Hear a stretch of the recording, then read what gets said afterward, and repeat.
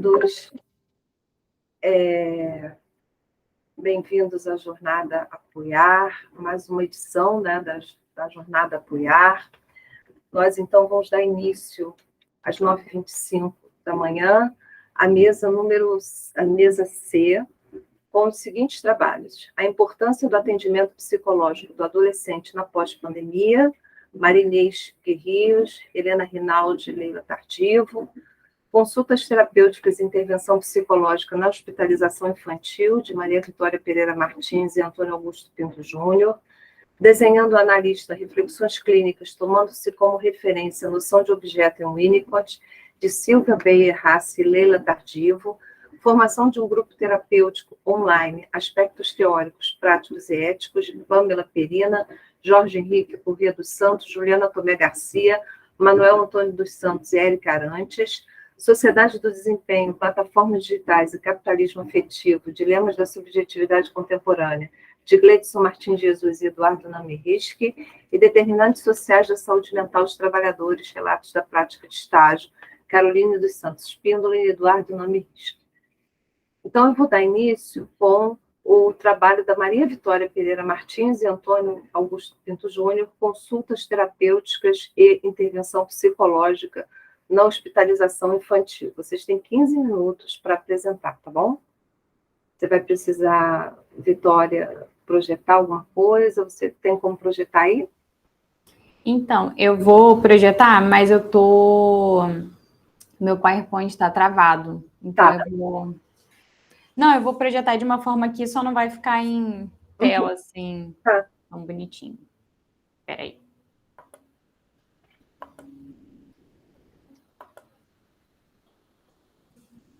Aí, no caso, eu não vou estar vendo qualquer coisa, vocês podem... Ó.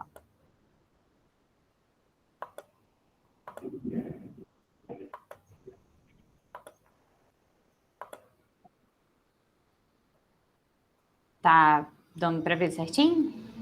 Não, ainda não. Agora está começando.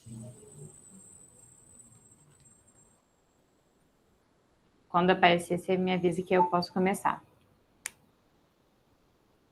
Sim, pode começar. Tá bem. Primeiramente, bom dia. Esse trabalho, né, surgiu de um interesse... Oi? Sim. Ah, tá. Esse trabalho surgiu de um interesse em compreender como que é a hospitalização infantil para a criança, compreendendo que a hospitalização na criança é diferente do adulto.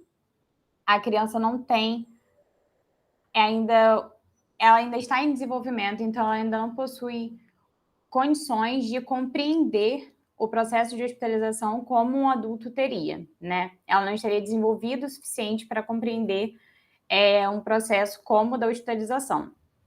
Que a hospitalização é um processo que possui uma mudança de ambiente, né? É um ambiente que pode se configurar enquanto um ambiente intrusivo, porque há uma mudança de pessoas, de procedimentos que a criança não está habituada, e que dessa forma a criança poderia ter medo, né? Despertar uma angústia que ela não conseguisse lidar, né?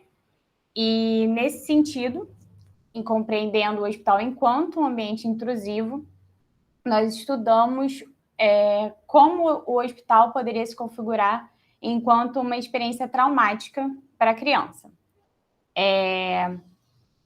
Com isso, acho que foi errado, só um minutinho.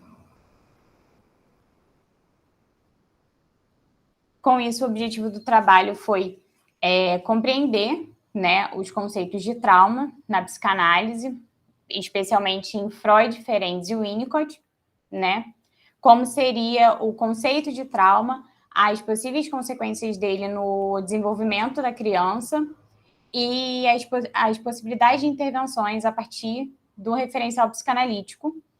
E a gente compreendeu que as consultas terapêuticas, devido ao que elas propõem, poderia ser um método eficaz para o ambiente do hospital. Nesse sentido, a gente estudou o trauma para Freud que inicialmente o Freud estuda o trauma a partir de seus pacientes neuróticos, em especial os pacientes histéricos. Nesse momento, ele compreende o trauma como algo vindo de fora, ele compreende que o trauma estaria relacionado a uma vivência sexual, né? E aí ele compreenderia que o trauma viria de fora, né? Seria externo ao sujeito que invadiria, dando origem ao excesso de excitação que não seria possível ser descarregado. Mais tarde, após o desenvolvimento da teoria da libido, o Freud vai ampliar o conceito de trauma, conceituando como excesso de excitação, onde a libido vai aparecer como algo que não pode ser descarregado, desviado, né, como uma energia que aumenta, diminui. E a partir dessa definição, ele vai entender o trauma como esse afluxo excessivo de excitação e a constituição do psiquismo ligado aos resíduos energéticos desse excesso de excitação. Um outro fator toda vez que eu aperto sem ser na seta, muda, né? Vamos lá. Um outro fator determinante do trauma para Freud, que ele vai introduzir depois, é o conceito de desamparo. Compreendendo que o ser humano inicialmente é prematuro e depende de um ambiente externo responsável pelo seu cuidado, o desamparo surgiria relacionado a essa dependência, né? Mediante uma situação de risco, o sujeito procuraria, né, um objeto externo desse cuidado, demandando ser amparado por ele. O não amparo oferecido por esse ambiente externo, né, esse desamparo, seria a vivência traumática, né? Então, Freud destaca a presença do cuidador na criança como forma de proteção mediante os impactos da vivência traumática, né? Uma ideia que também aparece em Ferenczi e Winnicott. Em Ferenczi, ele vai compreender que o encontro afetivo entre o sujeito e o mundo externo seria gerador de trauma. Então, dessa forma, o trauma não estaria relacionado à intensidade do evento, mas à capacidade do ambiente de evitar. O Ferenczi estuda o trauma a partir dos estudos a partir de sua experiência clínica com as situações de violência e abandono na relação da criança com os adultos de sua confiança, né? Por essa questão da relação estreita com o adulto de sua confiança, o trauma poderia ser gerado quando esse adulto tira da criança a certeza do que ocorreu, né? Ao sofrer um trauma, a criança tende a recorrer a um outro de sua confiança para relatar o ocorrido. Quando esse outro de sua confiança nega à criança o que aconteceu, ocorre o que o Ferenczi chama de desmentido, né? Que seria esse processo do não reconhecimento e da não validação do outro quando a criança vai buscar por esse amparo no outro. E essa falta de apoio seria o que geraria o evento traumático, né? E como a criança inicialmente ainda não possui recursos para se defender, essa solidão e essa aflição diante desse desmentido, né, pode fazer com que ocorra uma progressão traumática e a criança se identifique com o agressor e o introjete, de forma a tentar retornar a como era antes do trauma, né? Como era antes do evento traumático. E dessa forma a criança pode desenvolver defesas, como no caso a autodestruição, né? Porque é como se a criança ficasse numa posição culpada após essa falta de apoio. Na perspectiva de Winnicott, o ser humano também só teria condições para lidar com as adversidades da vida depois, né? Com o que o Winnicott vai chamar da sua integração em uma unidade. Então, assim, apenas após a integração à unidade que a criança teria condições de lidar com os eventos traumáticos. Então, para o Winnicott, o evento traumático é uma ruptura na linha de desenvolvimento do sujeito. Na sua obra, O Conceito de Trauma em Relação ao Desenvolvimento do Indivíduo Dentro da Família, ele elabora uma classificação em tipos de trauma. onde o primeiro ocorre na primeira fase, né, que é a de dependência absoluta, que seria uma falha do ambiente em atender às necessidades da criança, né? Essa falha, logo nessa primeira fase, poderia ser vivida pela criança enquanto uma ameaça à sua existência, e isso causaria um prejuízo na sua integração, né, na constituição do eu. O segundo é na segunda fase, de dependência, onde a mãe ou o cuidador, necessita falhar, né? Começa a diminuir essa relação de dependência com o bebê. E caso a mãe não faça isso de uma maneira gradual, né? Há uma falha, né, nesse processo e a criança desenvolve um falso self para cuidar de si mesma porque considera que o ambiente não deu conta de atender suas necessidades. No terceiro, a criança já está mais amadurecida e é o momento em que ela já consegue acreditar nas coisas, né, no ambiente. E uma falha do ambiente poderia causar um trauma porque acabaria com a confiança que a criança está depositando naquele ambiente. E aí pode fazer com que a criança exija, né, demande que aquele ambiente volte a ser confiável e ele o ataca, né, assim, na esperança de que volte a sustentar. Mas a consequência traumática desse terceiro trauma pode ser a perda total de confiança e de esperança da criança. No quarto, é só a partir da integração, onde a criança já difere o eu do não eu e começa a se relacionar com as pessoas do mundo externo. E o trauma viria dessa dificuldade em se relacionar com as pessoas do mundo externo. No quinto, é uma questão da continuidade do ser. Seria como se fosse uma destruição experienciada na experiência individual. É como se o que vem esses fatos reais que a pessoa está lidando em determinado momento da vida o invadisse de uma forma muito abrupta. E a pessoa não consegue lidar com essa forma imprevisível dos fatos a invadirem, né? Por assim dizer. Dessa forma, o Winnicott compreende que o ambiente é responsável por proteger a criança dos traumas, de forma que a ausência de cuidadores suficientemente bons, nessa ausência, a criança não poderia elaborar essas questões psiquicamente que ela não tem condições de elaborar sozinha. Então, o trauma em Winnicott estaria relacionado ao fracasso relativo à independência. Assim, nesses autores, né, psicanalistas, compreende-se que em Freud e em Ferenczi o trauma aparece enquanto algo estruturante do psiquismo, mas que para Winnicott o cuidado é estruturante e o trauma é desestruturante.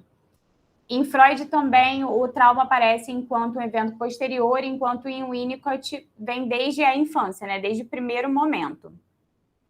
Mas o objetivo é compreender como, para os três autores, o papel do ambiente e do cuidado, né, como forma de prevenir a formação do trauma, de proteger a criança, é muito importante.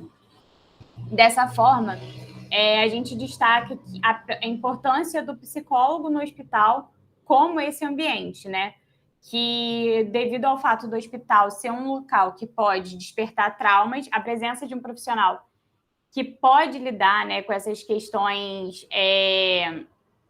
que pode auxiliar nessas questões traumatizantes, que pode falar com a criança, né, que nessa relação de confiança pode fazer com que essas experiências traumáticas venham no discurso da criança, que como, através de proporcionar um ambiente confiável e adaptável às necessidades da criança, esse impacto da hospitalização pode ser diminuído, né?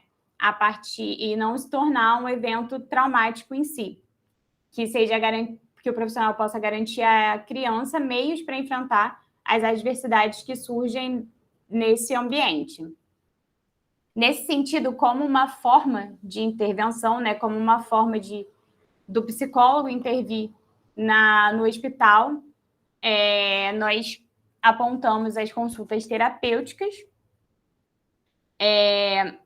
incluindo que também na intervenção com crianças é importante o papel da família, que é um ambiente que a criança está acostumada desde pequena, que acompanha, né, desde sempre, e que a presença da família faz com que a criança não se sinta abandonada, né, nesse novo cenário. Então, trabalhar junto com a família também e incluir a criança, né, no seu tratamento, né, dar voz à criança, informá-la sobre sua condição, não é excluir da própria realidade. Então, nesse sentido, as consultas terapêuticas aparecem como uma estratégia eficaz por conta do seu caráter flexível, né? É um método que possibilita o tratamento a partir das primeiras ou das primeiras entrevistas psicológicas e envolve a comunicação entre o terapeuta e o paciente, a partir da teoria de desenvolvimento emocional do sujeito. O Winnicott utilizava o jogo do rabisco na estratégia das consultas terapêuticas, onde ele propunha à criança, né, que eles começassem o desenho, onde o primeiro faria um rabisco, no caso, o Winnicott faria um rabisco, a criança completaria aquele rabisco a partir do que ela compreende, depois a criança faria um rabisco, e aí o Winnicott completaria, de uma forma que seria um jogo que não teria regras, né? Teria uma ideia de flexibilidade, onde pudesse desenhar qualquer coisa, completar de qualquer forma. E esse jogo poderia estabelecer uma relação de confiança, né? O brincar como esse mediador da confiança. E o jogo do rabisco seria uma dessas opções do brincar. E nas consultas terapêuticas, ela surge como método eficaz porque ela foi pensada de forma que a primeira sessão pudesse ter efeito terapêutico, né? Visando a integração da criança, a integração de uma experiência não representada na criança.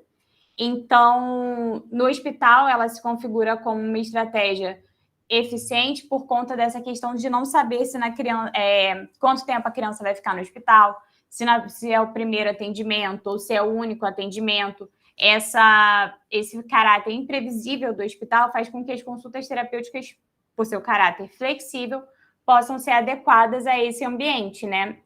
Porque as consultas terapêuticas elas vão se dar de uma forma de que a criança vai conduzir, né? O terapeuta ele vai observar no brincar da criança se vai emergir alguma coisa, alguma questão, se ela vai relatar seu sofrimento de alguma forma. O Winnicott até destaca que a importância dessa interpretação não ser feita antecipadamente. A interpretação só ser feita quando realmente emergir algo da criança. Oi? Não, finalizando já. Tá. Já deu tempo. Pode deixar.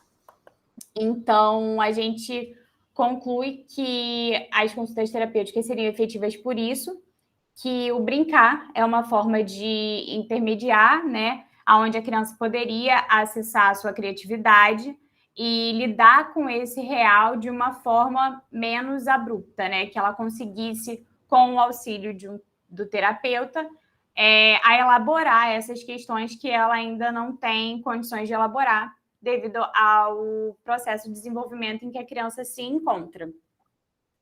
E é isso. Muito obrigada. Muito obrigada, Vitória. Muito obrigada. Então, vamos seguir agora as apresentações com a apresentação da Silvia Beyer e trabalho, né? E da Leila Tardivo, desenhando a analista, reflexões clínicas, tomando-se como referência a noção de objeto em Winnicott. Oi, pessoal, bom dia a todos que estão aqui. Eu vou compartilhar a minha tela. Foi bom ter ouvido a Maria Vitória, porque acho que vai ser um complemento importante aqui, com algumas questões teóricas que eu não aprofundei. Esse trabalho é fruto de atendimentos presenciais para a pandemia, a minha ideia aqui para trazer para a jornada é focar mais mesmo na apresentação desses desenhos, da reflexão que eu fui desenvolvendo para compreender a função desses desenhos, o lugar que tomaram em cada um dos atendimentos, e por isso aqui na apresentação eu não trouxe o aprofundamento teórico com tanto detalhe, como a Maria Vitória então Acho que vai ser um complemento interessante.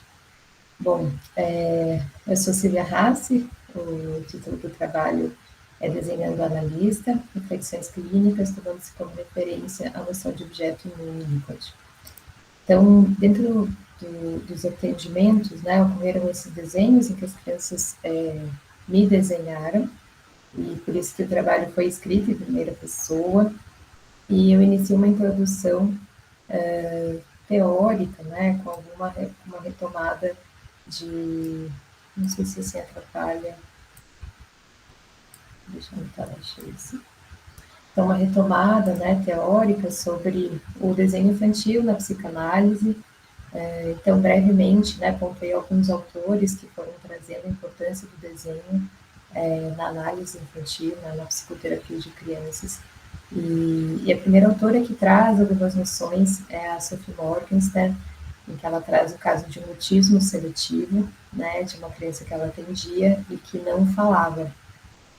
E a partir dos desenhos, a forma com que ela conseguia fazer essa comunicação acontecer com essa criança, era basicamente apenas via desenhos, e aí ela começa a trazer essa ideia de que o desenho é uma forma de expressão dos aspectos inconscientes e reprimidos do sujeito. Então, ali você começa a estudar isso, e ao final do caso ela conta que o menino foi retomando a fala. Então, é um caso bem interessante. Depois dela, a Françoise Doutor também vai aprofundando os estudos sobre desenho, ela trabalhava muito com outras formas de linguagem na terapia de crianças, e ela vai falando desse aspecto de o desenho representar alguns fantasmas, fabulações, e que vai se manifestar na relação da transferência. Então, essa é uma noção super importante, claro, dentro da psicanálise, e que esses desenhos também mostram muito quanto o desenho, especialmente desenhar a analista, que eu fui compreendendo, é uma forma de manifestação muito importante de como essa transferência está se estabelecendo também. Com o Winnicott, tivemos o jogo do rabisco, né, a Maria Vitória acabou de explicar né, o quanto esse jogo ele acontecia dentro de um espaço que o Winnicott falava do espaço transicional e que se dava num espaço entre o terapeuta e a criança atendida, em que se fazia a partir do gesto de cada um, que envolvia tanto uma forma de brincar como uma forma de criatividade. Eu falava do gesto espontâneo, o jogo do rabisco representando isso. E aí a gente vai trazendo a Melanie Klein também, que traz uma noção de simbolização por meio dos desenhos. Ela fala do desenho como uma forma de até trazer uma certa noção de sonhos, uma noção onírica, que a gente precisa muito do contexto para compreender de onde vem aquele símbolo, porque ele é próprio de cada sujeito.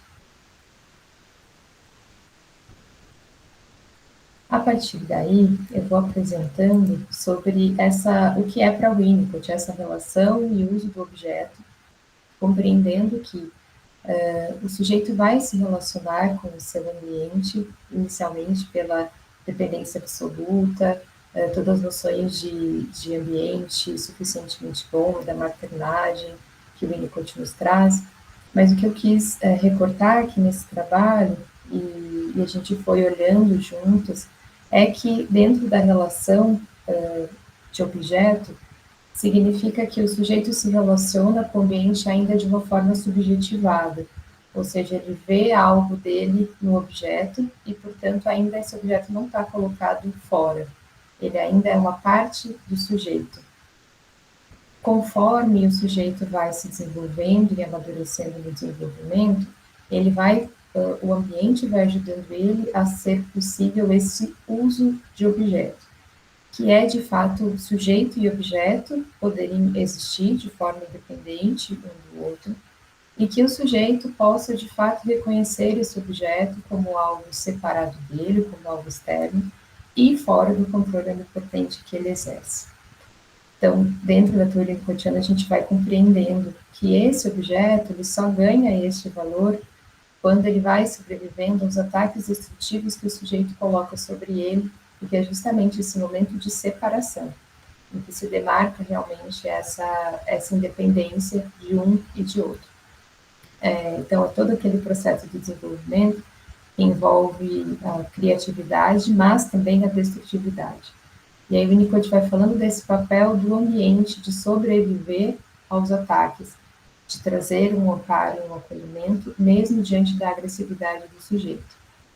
Dentro dos casos atendidos, em que a gente problematiza qual é o papel que as mães vão exercendo, especialmente as mães vão exercendo ali para essas crianças, a gente vai começando a compreender as dificuldades para fazerem este uso de objeto.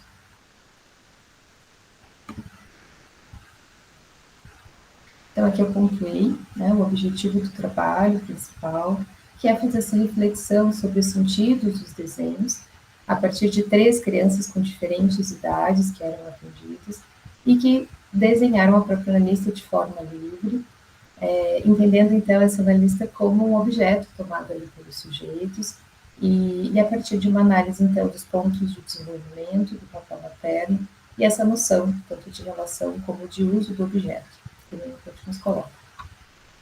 Esses 3 casos, então, foram adotados nomes fictícios para eles, e aqui eu escolhi algumas ilustrações que facilitassem um pouco dessa compreensão de o que foi apresentado dentro desses desenhos. Então, eu vou colocando aqui com um pouco mais de detalhes agora sobre cada caso, em que o primeiro caso que eu chamo de Isabela, era uma menina de 6 anos, e este primeiro desenho, que esta bonequinha aqui à esquerda, ele foi um primeiro desenho feito no sentido dela me colocar como, ela me chamava de que eu tinha que pousar como sua modelo.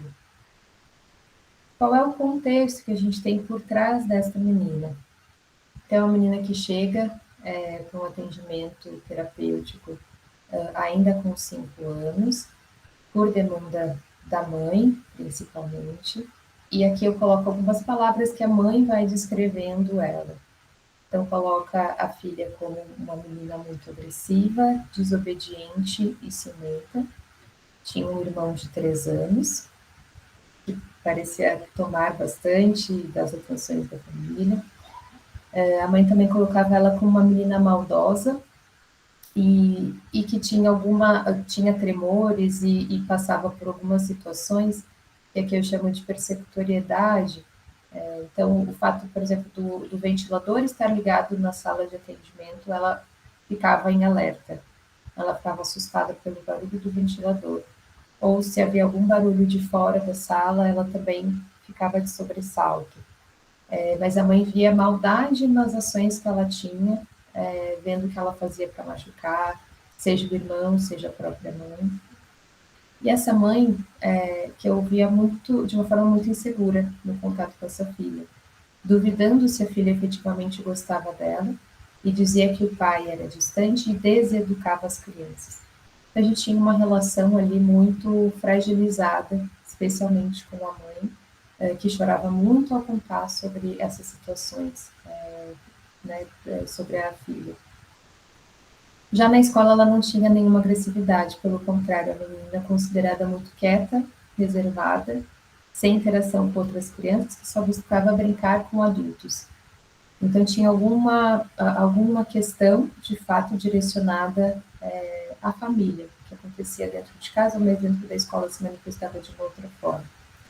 Então, dentro da psicoterapia, nessa relação transferencial, inicialmente a Isabela era muito agressiva comigo, então falava mal, dizia que meu cabelo era muito feio, que eu tinha mau hálito, que não tinha brinquedos suficientes na sala, que ela tinha que buscar outras coisas para fazer, porque ali não tinha coisas suficientes. Constantemente ela ultrapassava o tempo de sessão, ela fazia muita sujeira no ponto que não era possível limpar, então esfregava desenhos e tinta na parede. Então era um atendimento bastante difícil para dar um contorno. E aqui eu contei a importância do enquadre para um caso como esse, em que ir mantendo alguns contornos, alguns limites ali, era fundamental. Ela pedia para colocar os desenhos dela na parede, e aos poucos ia dizendo, puxa, como ela queria ocupar um espaço especial ali no atendimento, que, né, provavelmente um lugar que ela também queria ocupar em casa. Então, por meio do enquadre dessas interpretações, foi uma forma de dar este contorno, e aí da agressividade foi se passando para quase um apaixonamento, em que ela começou a me elogiar muito, em que toda a sessão ela falava de algo positivo que ela via ali em mim ou na sessão, e aí vieram esses desenhos. O primeiro deles, ela então pediu para que eu posasse como modelo, e aí ela me posiciona na cadeira, ela arruma o meu cabelo, ela faz o desenho da forma lúdica ali, como uma brincadeira, e em um outro momento ela também me desenha como uma princesa, e faz coroa, e faz colar, e faz uma série de enfeites, colocando a importância deste brincar e desse uso, de fato, de um objeto que ela poderia agora, de fato, colocar de uma forma que ela estivesse à vontade, muito mais independente. Então, aqui eu cito um pouquinho de como a gente poderia compreender isso dentro da teoria Winnicottiana, né? Quando os ataques destrutivos ocorrem no setting analítico, é uma tentativa do paciente de situar o analista do lado de fora dele, fora de seu controle onipotente. O Winnicott também pontua que, para que ocorram mudanças positivas na análise, o mais importante não é o trabalho interpretativo, mas sim que o analista sobreviva aos ataques, mantendo-se vivo na sessão e sem retalhar. Há muitos casos em que precisamos auxiliar os pacientes a desenvolver a capacidade de usar os objetos e, mais especificamente, nos usar. Dessa importância de que o terapeuta também precisa se colocar ao uso do paciente conforme a sua possibilidade. E essa capacidade depende justamente de a criança conseguir ou não situar o analista fora dos fenômenos subjetivos. Esse outro caso que eu vou trazer é de um menino um pouquinho mais velho, então. A primeira tinha de 5 para 6 anos. Já... 2 minutos, tá? Uau! Então, vou resumir bastante aqui. Já o Vicente tinha 8 anos, tinha uma queixa de agressividade dentro da escola, e ele sofria bullying, era um menino que usava um tampão no olho, e tinha uma série de brigas na escola por conta disso. Tinha pai e mãe muito envolvidos no trabalho. A vinculação dele comigo foi muito rápida, fazia muitas tentativas para me pressionar dentro da sessão, e é interessante que os desenhos dele, ele teve 2 momentos muito marcantes. O primeiro desenho que ele me coloca é quando ele faz uma princesa dentro da torre de um castelo, e ele se faz como um super-herói que vai salvar essa princesa, e quando pergunto quem era que ele estava salvando, ele diz que sou eu. E o último desenho, já depois de quase um ano ali de terapia, em que ele faz o desenho do encontro analítico, de fato. Então, ele faz eu e ele no desenho e a sala onde a gente fazia as sessões. Então, aqui demarcam tanto do quanto a gente passou, de fato, para uma relação em que eu não era mais aquele lugar, aquela pessoa idealizada, ou que ele não conseguia ver diferente das projeções dele. E o último caso que eu tinha trazido era da Lara, que é a criança mais velha aqui, com 10 anos, uma queixa de timidez e retraimento, mas que era uma criança com muita dificuldade de brincar, de fazer uso do espaço tradicional, da sua criatividade, e que não exercia também a sua destrutividade. Então, o desenho dela era um desenho extremamente pobre, em que ela fez, logo nas primeiras sessões, o desenho da minha figura, mas exatamente da forma como ela via, a forma mais fiel possível à minha imagem. Então, trazendo um pouco dessa questão de que a idade em si não nos traz um diagnóstico de qual período de desenvolvimento a criança pode estar. A ideia de que dentro dos desenhos a gente pode ter uma forma, um instrumento importante para um diagnóstico, claro, considerando todo o contexto, considerando a história familiar e as vivências, né, que essa criança nos traz e que ela pode demonstrar também via transferência. Imagino que tenha acabado. Obrigada. Então, agora nós vamos passar para o próximo trabalho, que é formação de grupos terapêuticos online, aspectos teóricos, práticos e éticos. Vocês têm 15 minutos, então, para apresentar. Tá bom, bom dia, gente. Acho que vocês estão vendo minha tela, né? Uhum. Sim, Sim, tá bom.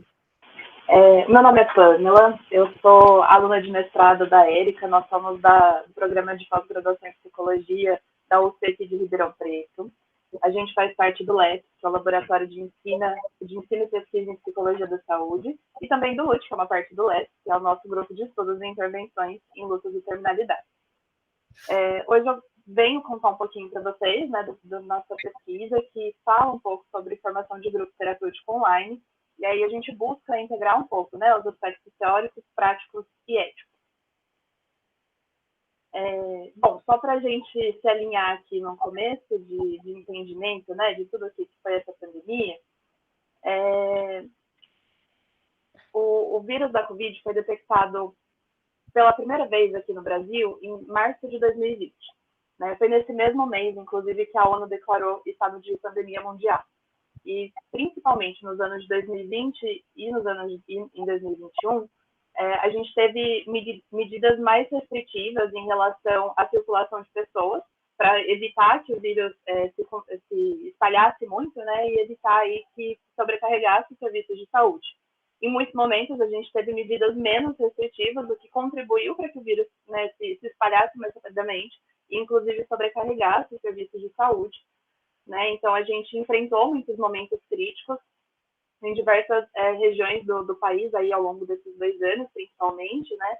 A gente viu muita falta de leito, falta de profissionais, falta de insumos, falta de oxigênio, né? E o risco da contaminação da Covid também, né? Fora toda essa situação de falta de elementos necessários, né? Para o trabalho, falta de leito e tudo, o risco pela contaminação também provocou mudanças assim no funcionamento de muitos serviços, né, que passaram assim a funcionar também seguindo protocolos que diziam sobre a necessidade do uso de proteção, de equipamentos de proteção individual, a higienização dos lugares das pessoas, a organização dos pacientes para separar aqueles que estavam com Covid dos que não estavam, dos que possivelmente estavam contaminados.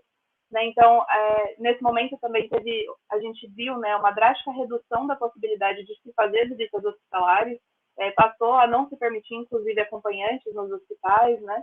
E aí também, né, os atendimentos remotos, eles passaram a ser muito recomendados, né, nos casos em que poderia ser feito um atendimento que não necessariamente naquele momento precisava ser presencial. Né? E também para os pacientes que estavam internados, as tecnologias passaram a ser usadas aí graças à equipe, né, fazendo a mediação, para também possibilitar a comunicação entre os pacientes que estavam internados e seus familiares, né. E aí eu trouxe essas imagens, assim, porque eu acho que elas registram essas mudanças que a pandemia trouxe na organização da dinâmica do trabalho, né, dos profissionais também. E aí, mais especificamente, eu queria falar hoje com vocês das psicólogas, né, que no contexto, tanto no contexto de saúde, mas também no contexto clínico, né, a gente teve um papel muito importante, assim, na contribuição na implantação de protocolos sanitários, para pensar e estruturar serviços estratégicos, oferecer apoio tanto aos demais profissionais, né, das equipes de saúde, quanto para outras pessoas que necessitavam naquele momento, né, divulgar informações confiáveis também. E aí, em relação a essa atuação profissional, né, a gente tem a resolução do Conselho Federal de Psicologia, né, que seguiu as diretrizes da OMS também, que foi publicada em março de 2020, então bem no começo da pandemia aqui no Brasil, e que veio para regulamentar os serviços psicológicos prestados por meio das tecnologias de informação e comunicação durante a pandemia. E aí, né, como a gente estava num caráter muito emergencial, os atendimentos online eles foram permitidos mesmo antes da aprovação da plataforma EPSI, né, embora fosse necessário o cadastro na plataforma, né, mas até então a resolução de 2018 pedia para que se esperasse a aprovação. Além disso, né, pensando em todas as características de contágio do vírus, pela primeira vez foi autorizado o atendimento por meio das tecnologias de pessoas ou grupos, né, em situação de urgência e emergência, em situação de emergência e desastre, em situação de violação de direitos ou de violência, né, e claro que todas essas alterações, elas preservam os pressupostos éticos, né, e levam em consideração a nossa legislação profissional que está vigente, né, e também a importância da atualização dos conhecimentos e técnicas fundamentados na ciência psicológica. E aí é um pouco sobre isso também que a gente vai falar hoje. Então, a gente percebeu que, nesse momento da pandemia, aumentou drasticamente o número de psicólogas atendendo online. A gente percebe agora, né, em 2022, que os atendimentos online persistem e eles vão persistir mesmo com a flexibilização das medidas restritivas, né, de distanciamento. E aí a gente entende que também o ambiente online é diferente do presencial, então a gente precisa muito passar a compreender melhor essas diferenças, né, do setting online. E aí, né, pesquisas aí alinhadas a essas mudanças práticas também são importantes para poder atualizar esse conhecimento, para que as possibilidades de atendimento sejam expandidas, né, considerando os preceitos éticos, as atualizações técnicas, né, para que a nossa prática mesmo ela possa ser de qualidade. Então, a gente tem como objetivo, né, com esse trabalho, identificar ações que podem contribuir para a formação e para a manutenção de grupos terapêuticos online, né, fazendo essa relação também com as resoluções do CFP, que normatizam os atendimentos à distância, que é muito importante de se ater. O nosso estudo é um estudo qualitativo, de recorte prospectivo, e aí como que a gente fez? A gente montou um grupo terapêutico online, ao fim de cada sessão do grupo, a gente fazia registro de tudo que tinha sido conversado e trabalhado. Além disso, cada psicólogo que coordenou o grupo manteve um diário de campo e a gente fez a análise reflexivo-temática, né? Nós analisamos esses dois materiais utilizando análise reflexivo-temática e a gente interpretou a partir de concepções teóricas sobre grupo terapêutico aí pautado na teoria do Yalom. Então, o nosso grupo terapêutico, nós selecionamos participantes, né, pela técnica de snowball de amostragem não probabilística. A gente teve critérios de seleção, então ser maior de idade, ser brasileira, ter acesso à internet, ter sofrido uma perda no último ano. A gente seguiu cuidados éticos, nós apresentamos o TCLE, só fizemos a pesquisa, né, com os participantes que toparam. O grupo foi coordenado por 3 psicólogos, né, que são vinculados ao LUT. Nós tivemos, ao todo, 13 sessões grupais, de 80 minutos, mais ou menos, cada uma, semanais, a gente se encontrava semanalmente, de março a junho de 2022. Trazendo um pouquinho dos resultados, assim, né, um geral dos resultados primeiro, participaram do grupo 9 mulheres, de idades entre 27 e 68 anos, dos estados de São Paulo, Mato Grosso do Sul, Rio Grande do Norte, Rio Grande do Sul e Distrito Federal. Essas mulheres, elas estavam enlutadas pela morte de familiares, então perderam mães, 2 mães, 2 pais, 3 tias, 1 tio, 2 irmãs, 1 irmão e 1 companheiro. E vocês podem perceber que uma pessoa, algumas dessas, né, haviam sofrido mais de uma perda. E as perdas aí haviam ocorrido, então, entre 2 meses e 5 anos antes do início do nosso grupo. E aí, né, fazendo a análise dos nossos diários de campo, né, e dos registros das sessões grupais, nós criamos 3 categorias temáticas, né, que eu vou apresentar um pouco para vocês agora de tudo que a gente foi percebendo. A primeira categoria, né, a gente chamou de etapa de preparo do grupo, que dizem aí respeito às entrevistas pré-grupo que a gente fez, que foram conversas individuais com uma psicóloga, coordenadora do grupo, de aproximadamente 60 minutos. E o que a gente percebe, né, a partir da fala dos participantes, é que esse primeiro contato com a psicóloga possibilitou a criação de um primeiro vínculo. E esse vínculo, posteriormente, pode ser fortalecedor, né, para poder se chegar num grupo e criar vínculos com as outras pessoas.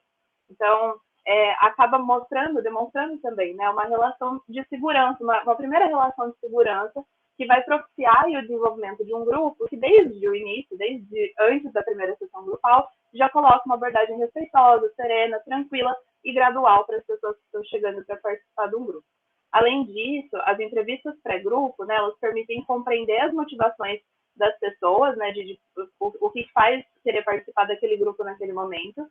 Também possibilita oferecer informações, alinhar expectativas, né, identificar fatores que poderiam dificultar ou facilitar, inclusive, a participação no grupo. né? Então, a gente entende que essa preparação prévia, ela propicia maior abertura no grupo, né? Que a gente estimula, inclusive, né? A gente quer que aconteçam interações profundas, a expressão livre de sentimentos, de ideias, a proatividade. Então, a entrevista pré-grupo, ela colabora para que isso possa acontecer. E aí, a gente entra na segunda categoria, né, que diz respeito à nossa manutenção do setting online, que a gente entende como um conjunto de invariantes de tempo e espaço que vão dar a estabilidade ao processo terapêutico, né, online. E aí, fazem parte desse enquadramento, né, desse setting online, o fornecimento ativo de suporte por parte dos coordenadores do grupo, a fim de que os participantes do grupo se sintam mais seguras, mais confortáveis, né? O que passa também a incluir a necessidade de oferecer instruções mais específicas sobre o uso da plataforma online. Porque quando é presencial, as instruções são outras, elas são diferentes. Mas pensando que está todo mundo reunido numa videochamada como a gente está, envolve precisar fazer login, aprender ou conseguir utilizar, né, a câmera, o áudio. E aí, para usar a câmera, por exemplo, há uma preocupação mínima com iluminação, para que a gente possa ver, né, porque se estiver muito escuro a gente não consegue ver. O áudio também, né, de lugares com muito barulho, que vão dificultar ali a escuta, também influencia, né, ter um sinal de internet que sustente uma videochamada, um lugar que seja confortável, né, que possibilite, inclusive, que a pessoa esteja disponível e possa ali para participar do grupo. Então, a gente entende, né, que são também importantes, né, o oferecimento de guias ilustrados, né, como nós fizemos, por exemplo, com orientações sobre a plataforma. Né? Além disso, instruções diretas sobre o uso da plataforma, isso a gente pode fazer nas entrevistas pré-grupo. Então, na entrevista, quando a pessoa entra, a gente já percebe quais são as dificuldades, a gente pode dar orientações ali sobre, e incentivar, né, o uso da câmera, o uso do microfone, né, de explicar como funciona. E também, a gente viu que é muito importante os combinados desde a primeira sessão grupal. Então, os nossos combinados de que a gente, para que o grupo possa acontecer, a gente precisa estar todo mundo junto, de se ver, de se ouvir. Então, de incentivar as câmeras abertas, por exemplo, de ir dando orientações também sobre o uso do microfone, quando liga e quando desliga, para que não tenha interferência e nós possamos escutar todo mundo. Então, são algumas... o online passa, né, por uma mudança ali de orientações que a gente passou a oferecer nos grupos. Também a gente pensa nessa consolidação da cultura do grupo online. Né? A gente entende como cultura de grupo, e aí pegando o Yellow mesmo, né, como um conjunto de normas que determinam quais comportamentos não são só aceitáveis, né, mas quais comportamentos são desejáveis entre as participantes do grupo, né, assim, de propiciar intervenções vigorosas, espontâneas, honestas, efetivas. E aí a gente entende que o bom uso das ferramentas da plataforma contribui para uma melhor comunicação ali entre os participantes do grupo, e aí favorece, né, a interação, a troca de ideias, a troca de afetos. Então, a gente pode pensar, né, que no nosso grupo online acontece a comunicação oral, que é possibilitada aí, né, pelos microfones, mas também existe uma comunicação não verbal, né, que a gente consegue ver pelas câmeras. As mensagens de textos, né, como complemento dessa comunicação, podem ser utilizadas.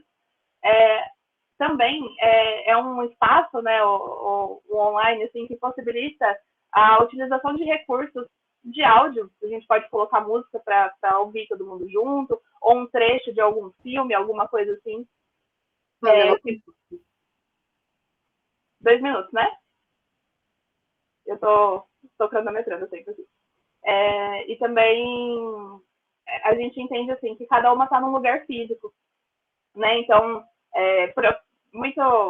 quase sempre, assim, nas suas casas, né? Então, é interessante, assim, poder compartilhar essa realidade de estar ali dentro do seu espaço, de poder mostrar como de poder mostrar objetos, de poder dizer de um lugar que é possível acessar por conta dessa possibilidade do encontro online, né? Ao mesmo tempo, a gente identifica muito a necessidade de acontecer uma corresponsabilização aí pelo sigilo, porque a gente entende que, né, psicólogos são responsáveis por isso, mas para isso a gente precisa corresponsabilizar os participantes, né, para que, por exemplo, estejam em lugares reservados ou façam uso de fones de ouvido, e isso é importante para que o grupo seja um espaço seguro e acolhedor para que o grupo possa acontecer, né, isso com o tempo, com as orientações, com as instruções, é algo que vai acontecendo, os participantes passam a se responsabilizar também pela construção desse espaço, né? Aí, só rapidamente, assim, né, uma discussão, assim, tentando integrar tudo o que eu disse, né, a gente entende que o IALOM tem contribuições aí para pensar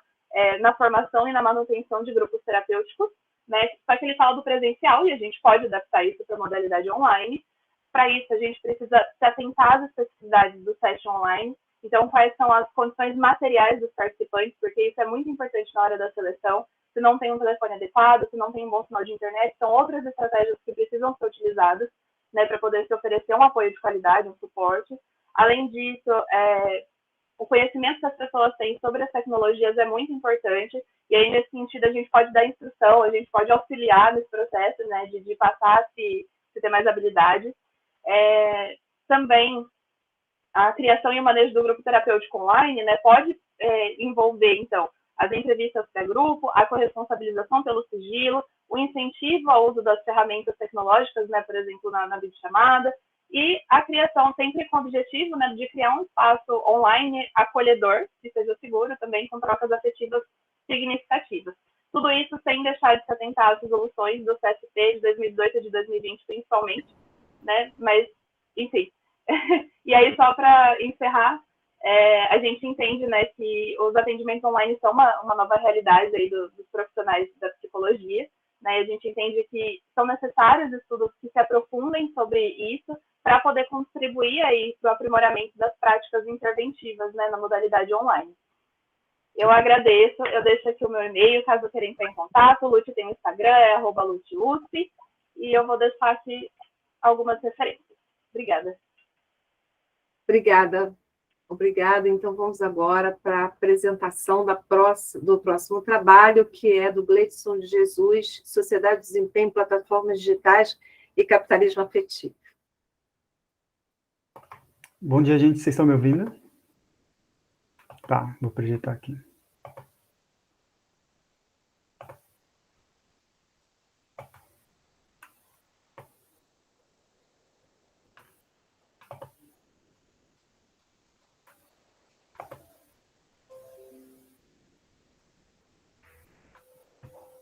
Beleza. Vou apresentar para vocês um estudo teórico que eu estou desenvolvendo dentro de um estudo maior, que é a minha iniciação científica, junto com o professor Eduardo Nemriski, que é o meu orientador, e essa pesquisa está sendo financiada pela FAPESP. Tá? Então, o texto, como foi dito, é Sociedade do Desempenho, Plataformas Digitais e Capitalismo Afetivo, Dilemas da Subjetividade Contemporânea. Aqui um pouco do que eu vou falar, vou fazer uma breve introdução do que é o mundo virtual, depois eu vou fazer alguns diálogos sobre plataformas digitais com a sociedade do desempenho e com o capitalismo afetivo, e aqui vamos trabalhar em torno de uma questão, de um conceito que é o reconhecimento, e por fim eu vou trazer esse reconhecimento como uma forma de lidar com essas questões que eu vou apresentar. Então, bem, ao utilizarmos as redes sociais, nos virtualizamos e nos tornamos não presentes ou desterritorializados. Segundo o Pierre Levy, que é um dos autores que estou me baseando, os operadores mais desterritorializados, mais virtualizantes do mundo contemporâneo são os da tecnologia, os da finança e os meios de comunicação. Esses também são os que estruturam a realidade social com mais força e, às vezes, até com mais violência.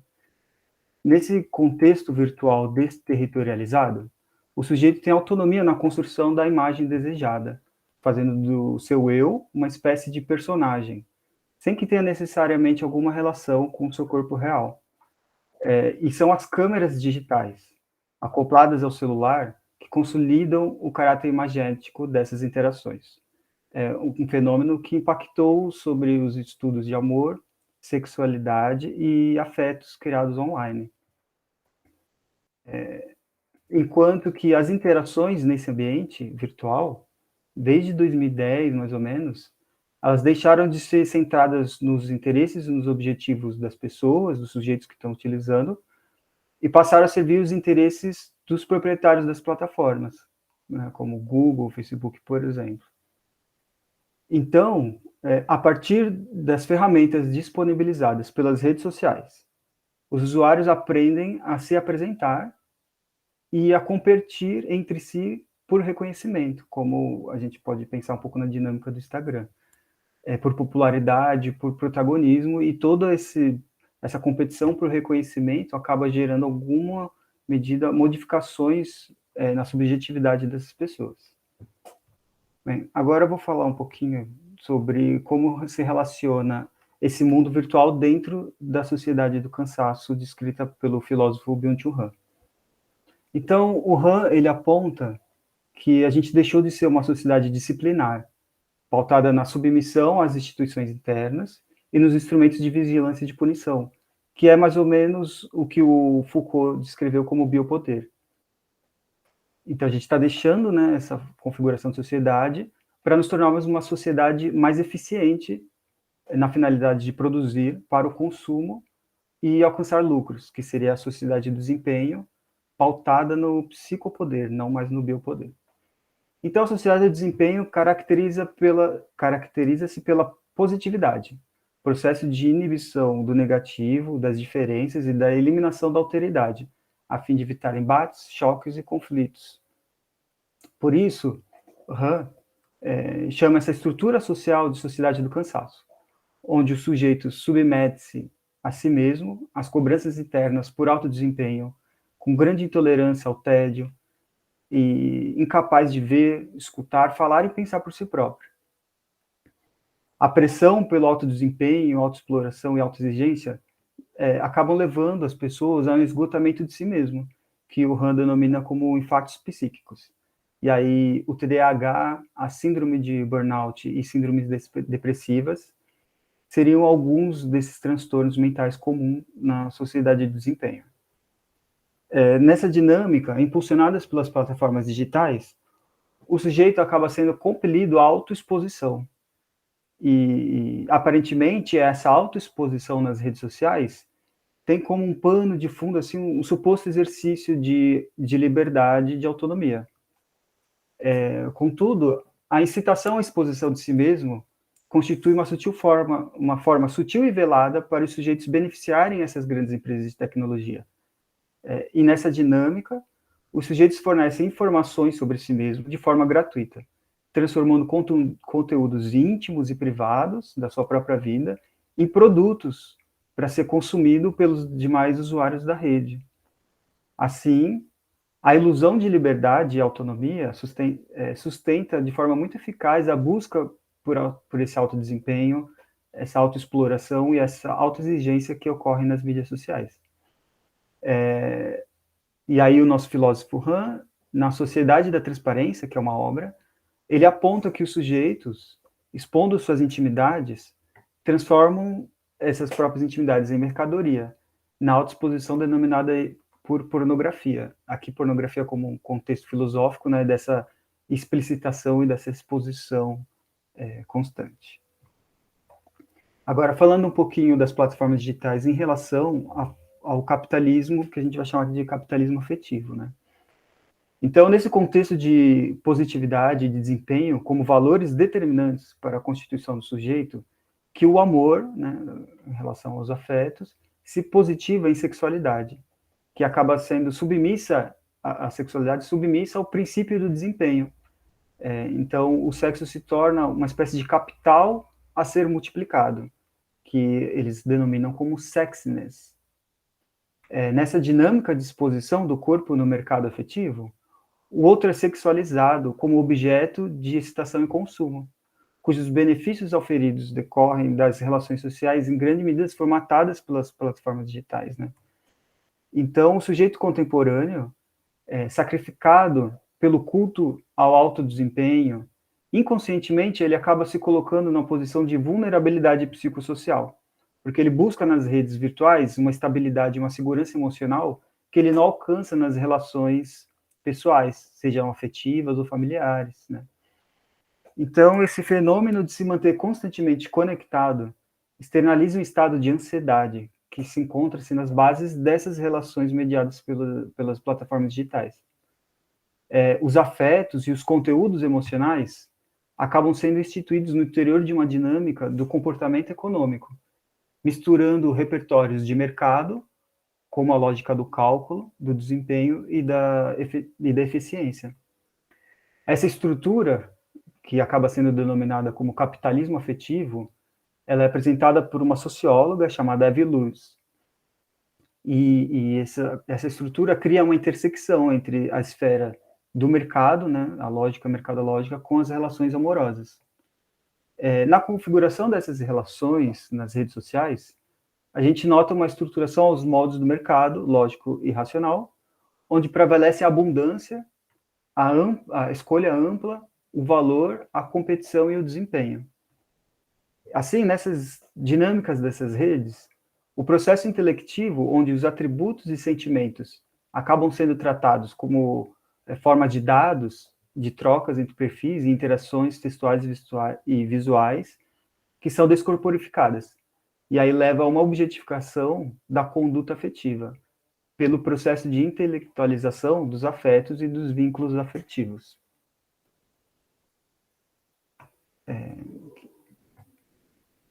Então, nessas relações virtuais, a identidade do usuário acaba tendo o seu reconhecimento, o valor do seu reconhecimento dado por números, como likes, visualizações e seguidores.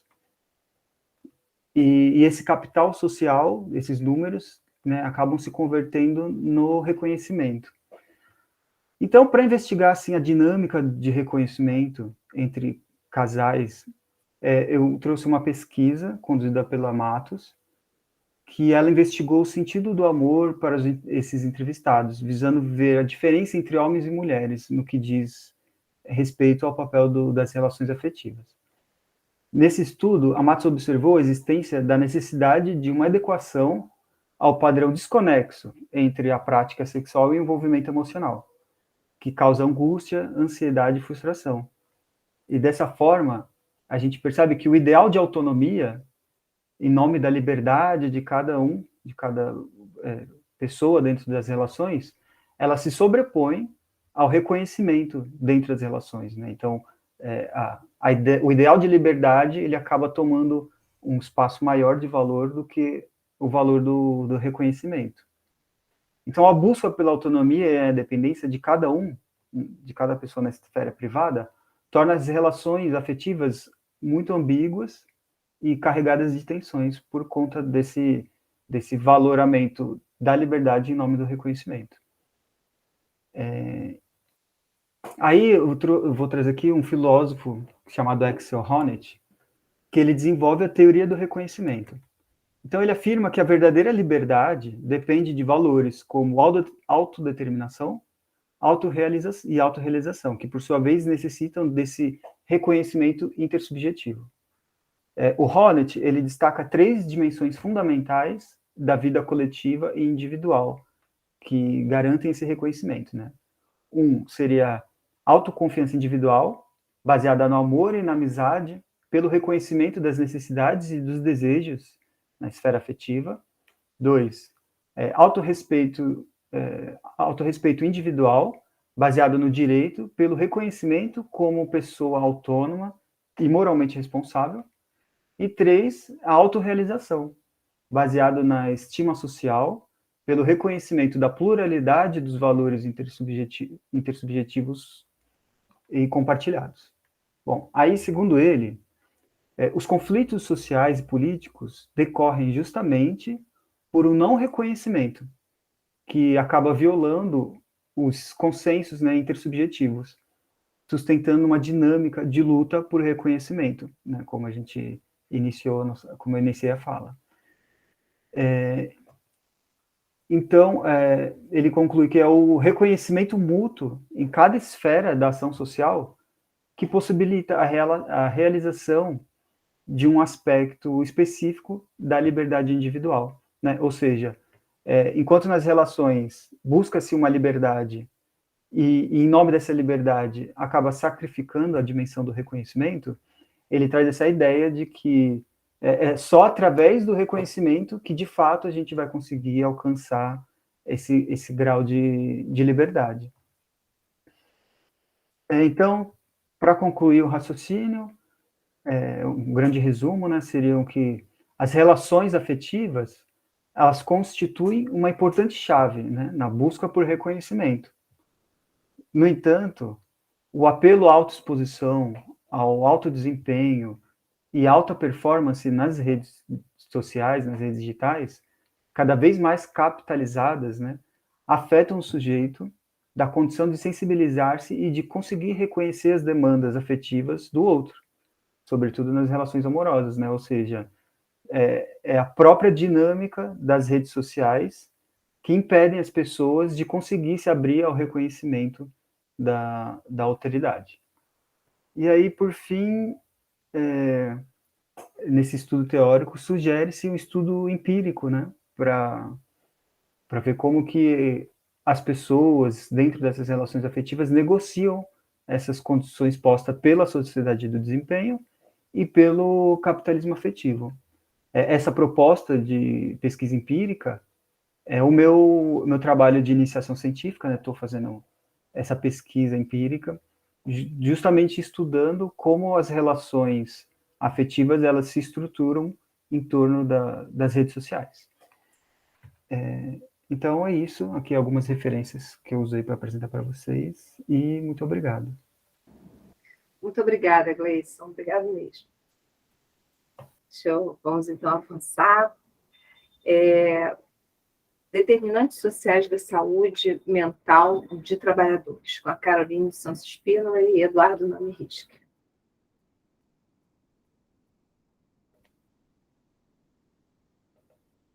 Olá, bom dia a todos.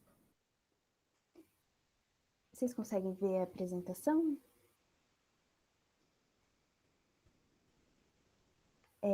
Primeiramente, eu gostaria de parabenizar, né, as autoras e autores da mesa. Os trabalhos são muito interessantes, bem divulgados. E agora, meu nome é Caroline Santos Espíndola e eu vou apresentar o trabalho intitulado Determinantes Sociais da Saúde Mental de Trabalhadores, Relatos da Prática de Estágio, sob a supervisão do professor Eduardo Nami-Risca, e o estágio aconteceu pela Universidade Federal de São Carlos. Eu organizei a apresentação para iniciar com a introdução de alguns conceitos norteadores que nortearam, né, a prática de estágio e o objetivo desse trabalho. Depois eu vou falar sobre a experiência em si, sobre as atividades desenvolvidas e apresentar 2 casos brevemente. E, por fim, vou apontar alguns tópicos de discussão. Começando pelo conceito de saúde, em 1946, a Organização Mundial definiu saúde como sendo o estado de completo bem-estar físico, mental e social, e não somente a ausência de enfermidades. E, embora essa definição tenha sido um avanço para a época, ela pode ser lida como controversa também por separar o físico, o mental e o social. Mas a partir desse avanço, a saúde começou a ser considerada também a partir do aspecto social, considerado um fator importante e determinante no processo saúde e doença. Assim, a saúde coletiva, que é um campo de saber e prática, compreende a saúde como um fenômeno social de importância pública, que visa promover a saúde em um plano coletivo, público e social. Além disso, busca compreender quais são e como os fatores sociais influenciam o processo de saúde e doença, tendo como plano de fundo os determinantes sociais de saúde. De acordo com a Comissão Nacional, os determinantes são fatores sociais, psicológicos, culturais, raciais, econômicos e comportamentais que interferem na forma como cada sujeito ou grupo vai experienciar o processo saúde, doença, cuidado e seus desequilíbrios. De acordo com a Lei Orgânica de Saúde, número 8.080, de 1990, os determinantes podem ser agrupados em alimentação, saneamento básico, meio ambiente, lazer, acesso a bens e serviços, renda, educação, transporte, moradia e o trabalho, que vai ser o foco dessa apresentação.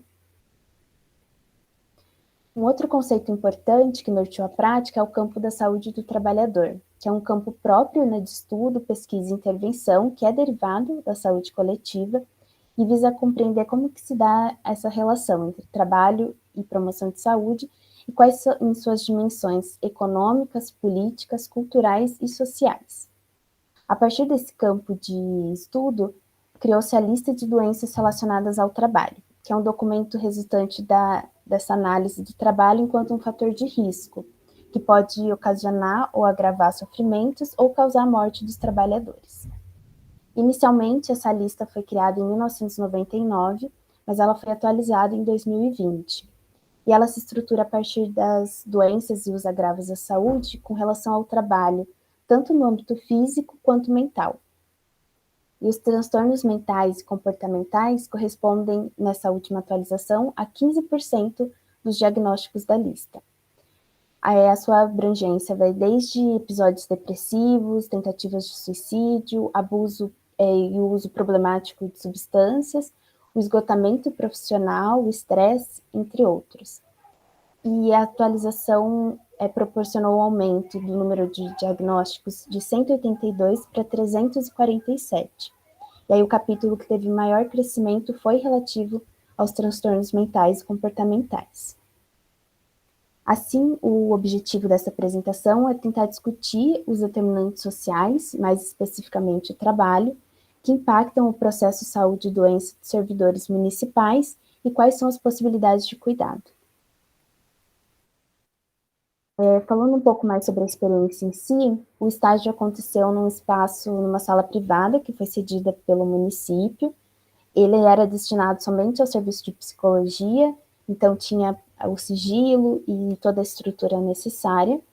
As supervisões aconteceram com o professor Eduardo e uma psicóloga da prefeitura em momentos separados. A gente também tinha a possibilidade de reuniões de equipe com um profissional da assistência social e da medicina que eram do serviço. E vale pontuar que o serviço não era de saúde, então a gente não tinha tanta diversidade dentro de disciplinas. E o serviço ele foi oferecido para os servidores diretos, e os terceirizados não foram abarcados. E as atividades, elas tinham como objetivo o suporte e fortalecimento emocional, e não um tratamento prolongado ou avaliações psicológicas. Então, a gente tinha um limite, assim, que era bem flexível, de 8 atendimentos, na modalidade semanal. Os encaminhamentos, eles aconteciam de 4 formas. Pela busca espontânea, quando o servidor, conhecendo o serviço, buscava esse acolhimento, os atendimentos. Pela chefia, que acontecia de 2 maneiras. Ou o servidor identificava que precisava de um acompanhamento, um acolhimento, e pedia essa intermediação da chefia, ou a chefia identificava alguma situação ou alguns sintomas que ela percebia como sendo necessários encaminhar para o serviço de psicologia. Os encaminhamentos do médico da sessão também eram parecidos, então, durante as consultas, o médico poderia identificar essa necessidade de encaminhamento e, em comum acordo com o servidor, fazer o encaminhamento, ou o servidor demandava por identificar essa demanda. E também teve a busca ativa, que a gente listou todos os afastamentos desde janeiro desse ano, superiores a 15 dias, e eles foram organizados a partir da Classificação Estatística Internacional de Doenças e Problemas Relacionados à Saúde, que é a CID. O filtro que a gente utilizou foi a categoria diagnóstica que indica os transtornos mentais e comportamentais, que é o CIDF. Os transtornos mentais com maior frequência que foram usados como base para a convocação dos servidores foram a ansiedade generalizada, a fobia social, entre outras, a depressão, em seus níveis leve, moderado e grave, os transtornos mistos, ansioso e depressivo, afetivos bipolares e de adaptação. Durante os 4 meses do estágio, foram realizados 120 atendimentos individuais, atendendo 32 servidores, sendo que 86% eram mulheres. Os servidores tinham uma média de idade de 48 anos, mas variou bastante, entre 25 a 66 anos. E 90% deles era da Secretaria de Saúde e Educação. E mostra esse fator de possível vulnerabilidade, né, dos serviços de cuidado, tanto formativo quanto de saúde, na sua modalidade integral. 11 desses 32 servidores ocupavam o cargo de professores, e a gente vê também que é uma categoria que precisa de um cuidado especial. A prática do estágio, ela contemplou os acolhimentos psicológicos, que eram usados para ver se os servidores gostariam, né, de fazer o acompanhamento, ou se eles buscavam só uma orientação, e também os atendimentos individuais, que foram semanais. tinha essa questão dos 8 atendimentos, tentando atender todos os servidores que buscavam o serviço, mas era muito flexível, podendo terminar antes ou se estender um pouco de acordo com a demanda e interesse dos servidores. As demandas e as queixas mais frequentes foram em relação aos sintomas de ansiedade e depressão, mas também crise de pânico, processo de luto e os conflitos interpessoais. E aí, tanto no âmbito do trabalho, quanto na vida pessoal, com relações familiares, por exemplo. Os casos que eu vou apresentar são de 2 servidoras que estavam na meia-idade, ou seja, entre 40 e 60 anos, e o trabalho realizado foi guiado por 4 pontos, visando o fortalecimento e o suporte emocional, a identificação da rede de apoio, a compreensão dos determinantes sociais do sofrimento e a responsabilização pelo cuidado. E aqui a responsabilização não no sentido de culpabilizar os servidores, mas sim de promover a autonomia e identificar quais eram as possibilidades de autocuidado. Então, a Júlia era uma servidora que ela não tinha familiares na cidade, então a rede de apoio que ela identificou era relacionada e restrita ao ambiente de trabalho, e ela tinha experienciado, estava vivendo ainda, né, um processo de luto muito recente. Ela tinha perdido pessoas muito próximas antes da pandemia, e aí para lidar com isso, ela aumentou a carga horária de trabalho, chegando a trabalhar mais de 10 horas por dia. Com a pandemia e a restrição das atividades presenciais, ela teve mais possibilidades de acesso a essa dor do luto, e ela sentiu que foi nesse período que ela começou a experienciar sintomas depressivos e físicos. Ela desenvolveu uma dor crônica que ela trazia como relacionada ao fator emocional. E ela identificava o trabalho como um fator de proteção e promoção de cuidado, porque quando ela começou a experienciar esses sintomas, os colegas de trabalho buscaram ela, estavam preocupados com a saúde dela, então ela sabia que era um ambiente protetivo, e ela desejava voltar ao trabalho, porque era um único espaço que ela tinha essas relações interpessoais, já que ela estava muito afastada da comunidade, dos familiares, só que ela sabia que não tinha condições físicas e emocionais para isso. Então, tinha esse desejo de voltar ao trabalho pelo contato social, mas ela não identificava que estava em condições físicas para lidar com as demandas. A Joyce foi uma outra servidora que chegou por busca espontânea, com queixas de crise de pânico e fobia social. Ela tinha um histórico com repetidas histórias de trauma, que estavam relacionados ao ambiente de trabalho, mas que eram anteriores ao trabalho na prefeitura. Ela identificava também o trabalho como um único espaço de ter relações interpessoais, porque ela tinha essa dificuldade de ocupar outros ambientes, mas, ao mesmo tempo, ela sabia que o espaço físico e as atividades que ela realizava no trabalho poderiam ser desencadeadoras das crises. Ela estava em acompanhamento médico e medicamentoso, mas ela não via tantos progressos, e aí acabava sendo um desencadeador para novas crises também. Então, ambas as servidoras, elas tinham boas relações de trabalho e elas identificavam esse espaço como sendo promotor de saúde. No entanto, a atividade em si de trabalho acarretava sintomas ansiosos e depressivos, além da exaustão física e mental que ambas relataram. Agora, alguns pontos para discussão, que, baseado na saúde coletiva e na saúde do trabalhador, o estágio objetivou prevenir os agravos das enfermidades que elas já apresentavam e promover espaços de cuidado em outras áreas da vida também. Para isso foi importante promover essa autonomia das servidoras, buscando não individualizar o sofrimento, mas compreendendo o sistema de produção social vigente.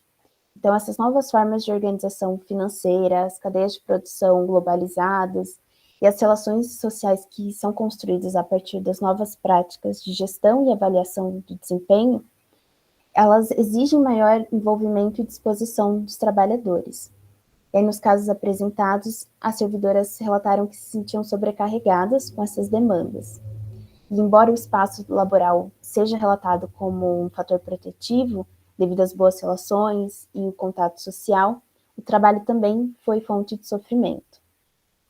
Muitos dos servidores atendidos identificavam que era importante se afastar por um momento, né, das atividades para cuidar da própria saúde, mas eles não faziam pela instabilidade financeira. Então, alguns deles tinham mais de um emprego para conseguir sobreviver. Então, eles indicavam que um dos principais impeditivos para cuidados em saúde esbarrava nas condições concretas e materiais da vida, principalmente a monetária, que era advinda do trabalho. Mesmo que seja possível, né, o afastamento pelo Instituto Nacional de Seguro Social, essa opção parecia ser o último recurso para os profissionais. Seja pela demora em receber o auxílio ou a possibilidade de ter ele negado, mas também pelo risco de ter o trabalho prejudicado. E aí, tanto no sentido de progressão da carreira, os critérios de desempenho e assiduidade, e é possível identificar a dimensão social do trabalho, seu aspecto financeiro, como uma condição de promoção de saúde e cuidado que pode prevenir o agravamento de enfermidades. Embora o serviço conte com profissionais da medicina e da assistência social, o olhar interdisciplinar para o servidor foi dificultado pela alta demanda que esses profissionais tinham de tarefas e falta de outros suportes.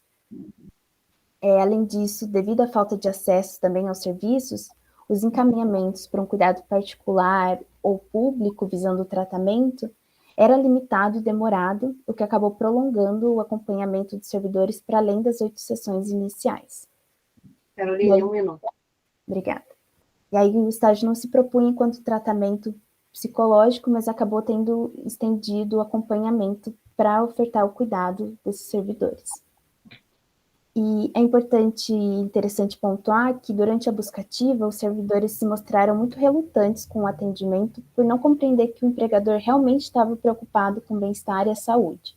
Então, alguns deles relataram uma certa desconfiança de terem as queixas relacionadas ao ambiente de trabalho divulgadas para os chefes imediatos, e a gente tentava ressaltar que era um espaço sigiloso e um momento para o cuidado deles, que isso não seria, de alguma forma, divulgado para os chefes imediatos. Aí, apesar disso, o serviço de psicologia teve uma alta adesão, a gente não tinha lista de espera e todos os servidores que buscaram atendimento foram acolhidos, e foi possível auxiliar os trabalhadores a lidar com as situações pessoais e profissionais, identificar a rede de apoio e buscar os cuidados que eles identificavam como necessários, importantes e possíveis naquele momento. Obrigada, Carolina. Muito obrigada. Eu deixei os contatos, caso necessário. Obrigada. Vamos, então, passar para a próxima comunicação, que é a da Maria Inês Schmidt-Guerritos, a importância do atendimento psicológico do adolescente na pós-pandemia. Inês, você está aí? Tá. Sim, está aqui. Vocês estão me ouvindo? Eu vou...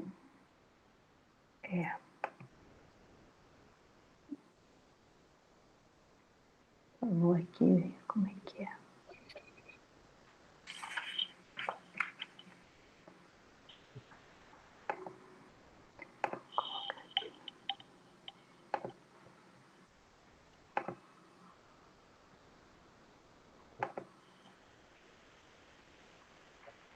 Vocês estão vendo a minha tela?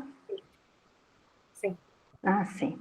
Então, como a Cláudia já disse, meu nome é Maria Inês, eu faço atendimento no projeto Apoiar de forma online e trouxe esse assunto a partir de alguns atendimentos que eu fiz nos últimos meses.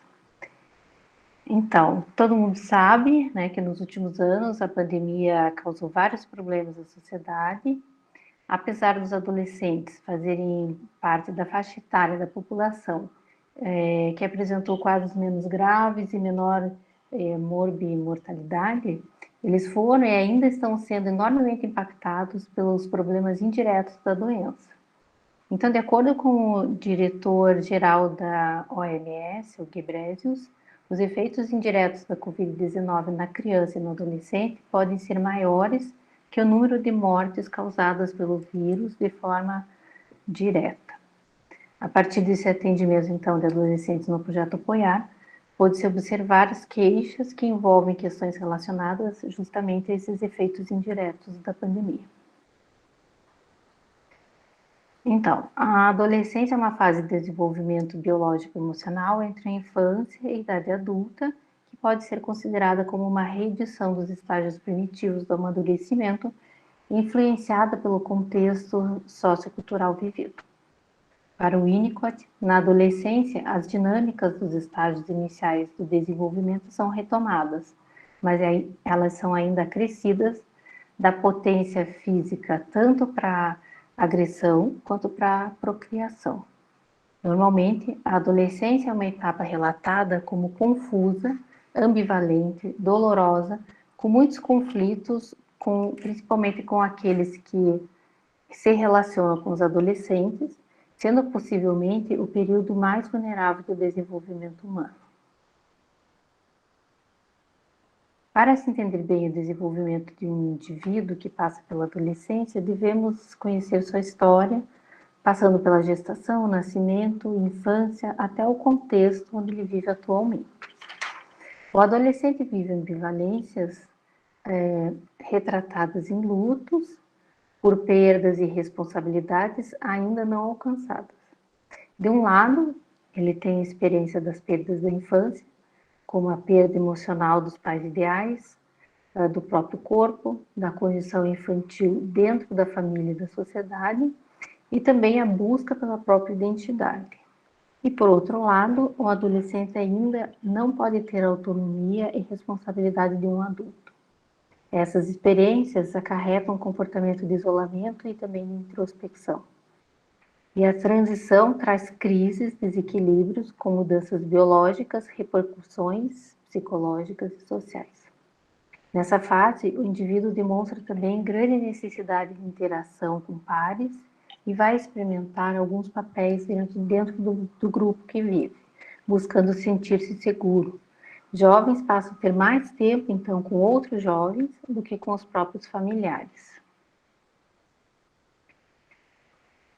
Então, o perfil do adolescente atendido no projeto Apoiar durante a pandemia foi levantado e apresentado por colegas do projeto. Então, de forma geral, o adolescente apresentou conflitos familiares e características de ansiedade e depressão. O transtorno do humor esteve mais frequente entre as meninas, houve sentimento de intensa angústia, muitas vezes localizado no corpo, né? Então, como tontura, tremedeira, dor de cabeça e de estômago. Pensamentos recorrentes e acelerados, desorganizados, alterações no padrão do sono, então, ou a pessoa tinha muito pesadelo, dormia muito, ou trocava o dia pela noite, ou dormia pouco, e mudanças de hábitos alimentares. Também o prejuízo no rendimento escolar, preocupação exagerada com o próprio passado ou futuro, e também de outras pessoas próximas, e sentimento de irrealidade. Bom, de acordo com dados da literatura, agora pode-se pensar em algumas consequências indiretas que impactaram a saúde do adolescente.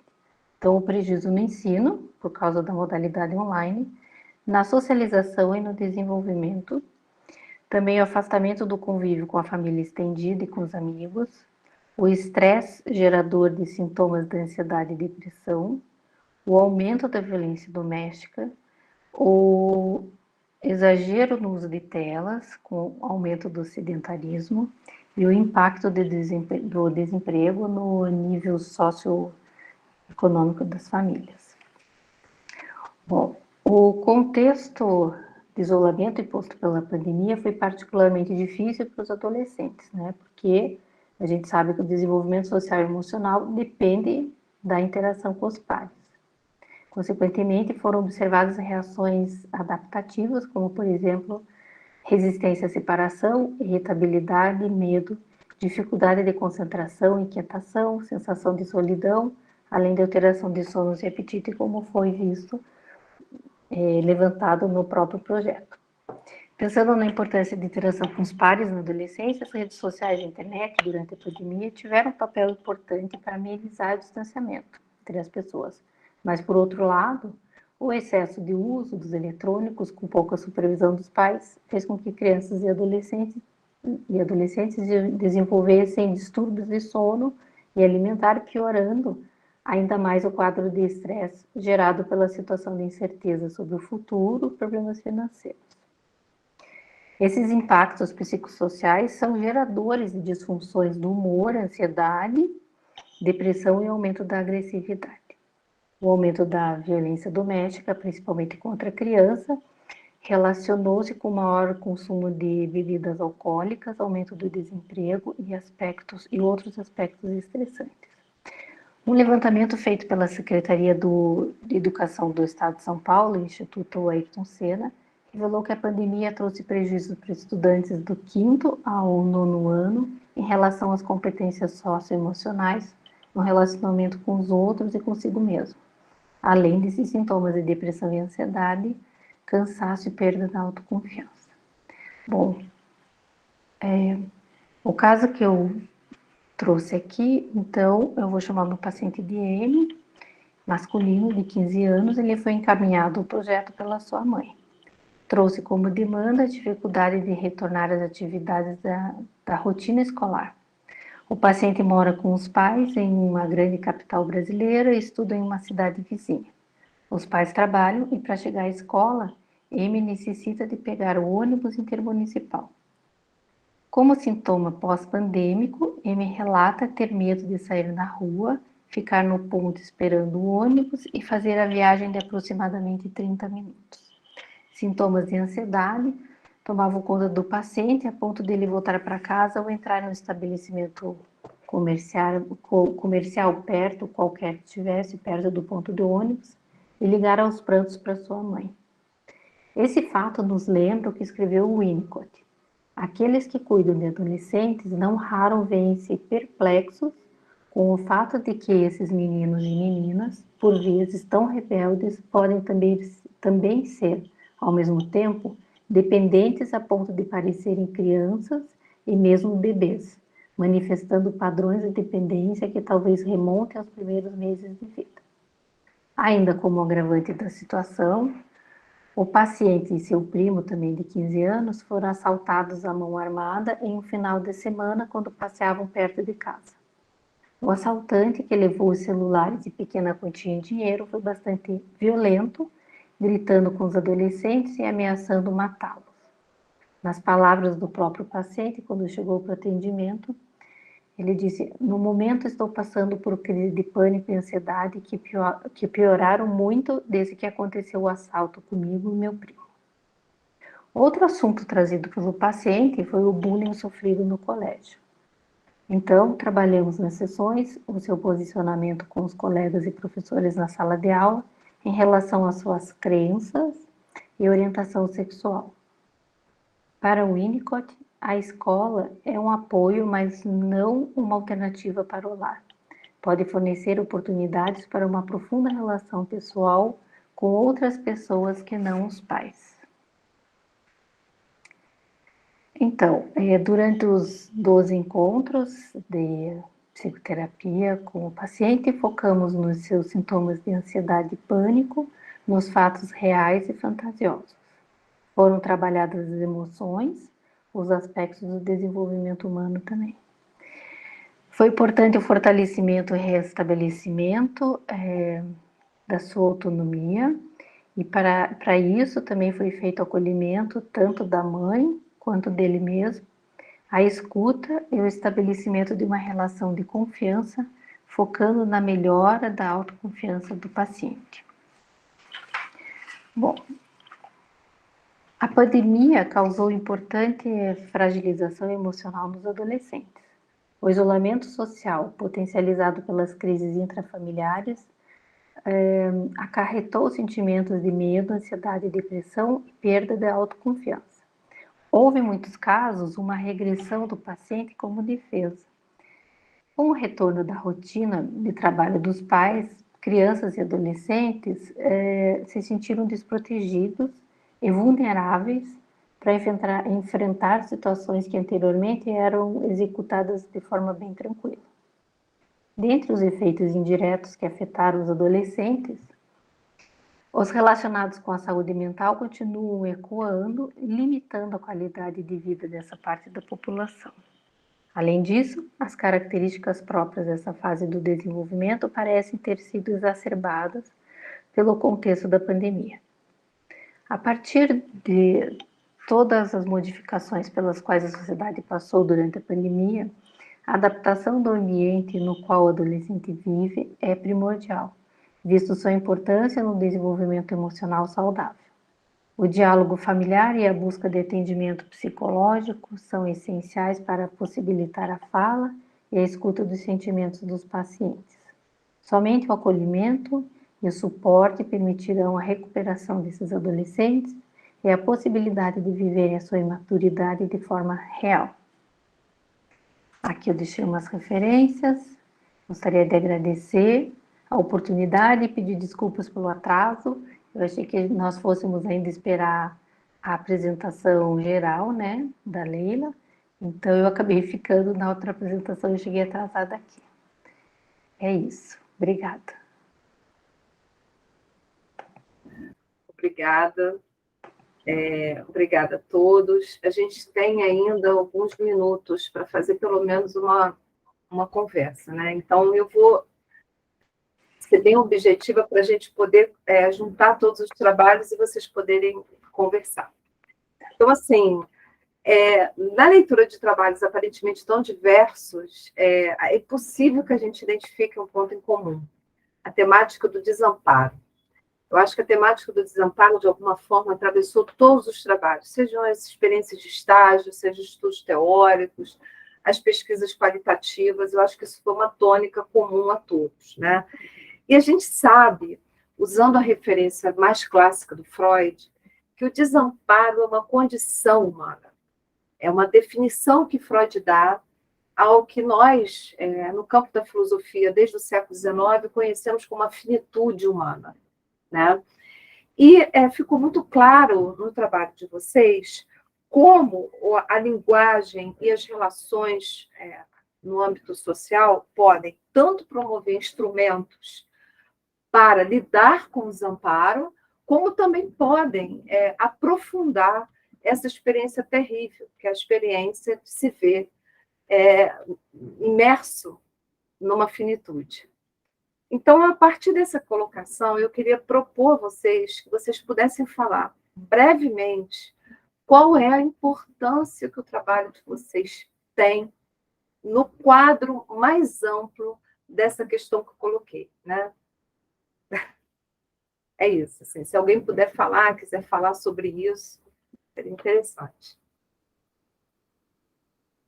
Gostei disso que você colocou, assim, pensando no desamparo, né? Realmente, assim, os trabalhos têm eles seguem, né? Talvez dê para amarrar por essa linha, assim. Eu fiquei pensando, né, que o nosso trabalho, assim, de olhar muito para atendimento online veio muito com a pandemia, justamente pessoas desamparadas ali, e a gente querendo oferecer algum tipo de apoio, de cuidado. Ao mesmo tempo, a gente também reconhecer que no momento de muita mudança, em que né, assim, o que vai me amparar, o que me dá apoio aqui, de onde eu posso me basear, né? E aí, você falando isso, eu falei, nossa, é verdade, assim, a gente seguiu também, né, por essa construção, assim, da nossa pesquisa, né, essa ideia de que precisa se buscar suporte ou amparo para poder, inclusive, oferecer cuidado de qualidade. Então, eu acho que, brevemente, eu sempre estou refletindo isso agora. Eu concordo, assim, com a Pamela, né? Eu acho que eu vejo muito isso no meu trabalho também, né? Essa questão de visualizar essa questão de pessoas no desamparo, né? No meu caso, as crianças experienciando isso.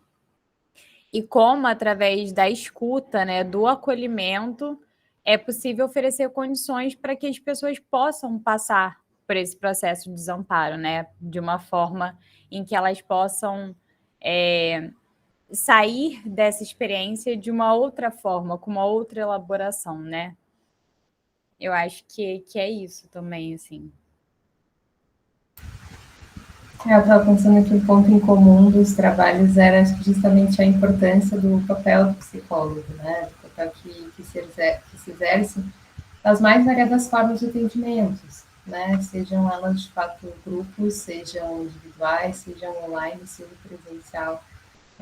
Acho que o psicólogo ele vai exercendo essa função muitas vezes mediadora, muitas vezes de acolhimento, e que eu acho que um tanto da importância é poder ter esse olhar integral para aquele que a gente atende, seja quem for, seja o período que está atravessando, porque nós estamos atravessados por momentos sociais, culturais importantes, né, atualmente, e quem a gente atende, óbvio, está marcado por isso também. E aí acho que a gente ter essa escuta de um sofrimento e que a gente vai, né, vai buscar oferecer recursos, ferramentas, dentro do contexto que essa pessoa vive também, dentro da família que ela tem, dentro do que ela exerce ali, é um ponto fundamental. A gente não tem como fugir aquelas questões que são externas e que a gente vai lidar com elas também dentro do atendimento, né?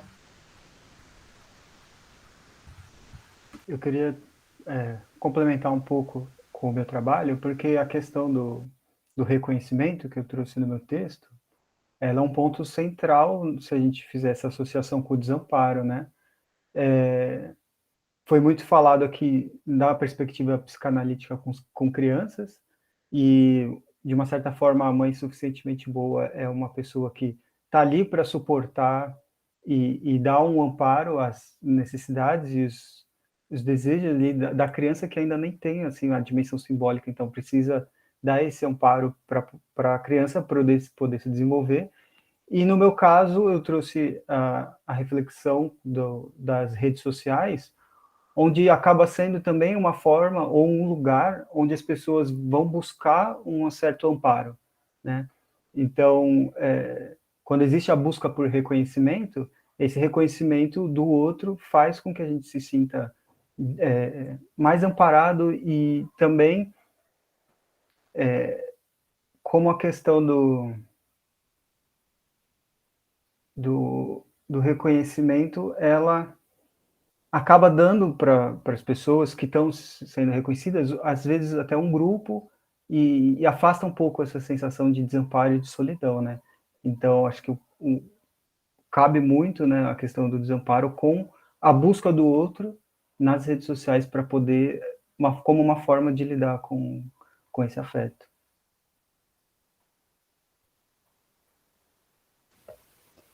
Em relação ao meu trabalho, como vocês comentaram, a faixa etária, né, mais atendimentos com crianças e adolescentes, eu fiquei pensando nesse contraponto que eu atendi pessoas com mais de 48 anos, então eram pessoas que já não tinham, muitas vezes, os pais para dar esse amparo também, e aí, por mais que tivesse a busca espontânea pelos atendimentos psicológicos, mesmo os serviços que eram ofertados, tanto na rede de saúde, mas também na sessão que eu fiz o estágio, as pessoas se sentiam desconfiadas. Então, por mais que tivesse esse desamparo fundamental, os serviços que eram ofertados, né, para ter essa promoção de cuidado, esse acolhimento, as pessoas também ficavam um pouco desconfiadas quanto elas poderiam se sentir livres para falar ou não. Eu acho que esse foi um ponto que eu achei interessante, que também acho que conversa um pouco com o trabalho do Gladson, nesse sentido da individualização e essa demanda por desempenho de se responsabilizar somente assim, né, por esse cuidado, pelo próprio bem-estar. Acho que é um ponto interessante. Eu consegui, através desse atendimento que eu fiz com esse adolescente e mais outros, né, tanto de criança quanto adultos, através do projeto, e perceber mesmo essa vamos dizer assim, essa carência desse acolhimento, dessa necessidade de fazer parte, de se sentir bem, em todos os atendimentos, inclusive dos pais desses pacientes, os pacientinhos mais novos, né? Entrei em contato com alguns deles, então também essa necessidade de se sentir acolhido e realmente de ser suportado pelo atendimento. E eu acho que a gente trabalha muito em rede, né? Então o projeto Apoiar nos realmente apoia não só quem é atendido, o paciente, mas a todos que se dispõem a ajudar e participar desse projeto. E, então, eu também me sinto assim, que em muitos momentos a gente se depara com a dor de um paciente, com uma demanda que realmente nos toca, e a gente consegue ali no grupo de supervisão e tal, achar um caminho para esse paciente, e de certa forma a gente também se sente bem com isso, né? Dentro desse papel que as meninas colocaram aí, do nosso papel de psicólogas, e que todos os trabalhos, assim, falaram um pouco disso. Sim, sim. Eu queria deixar indicado aí uma possibilidade de se pensar, principalmente a partir do que o Gleidson falou, que é o fato de que, primeiro, né, a gente tem uma condição que é essa, né?